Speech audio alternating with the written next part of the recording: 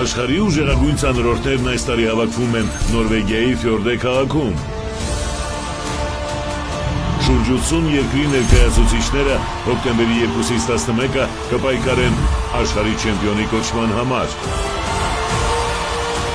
Հայաստանը տարվա գլխավոր ստուգատեսում ներկայացնելու է 6 տղամարդ և 1 կին։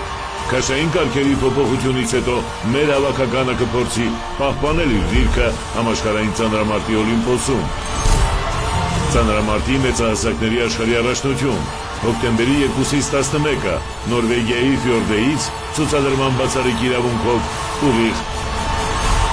Եվ կանգնել է պետք երազած է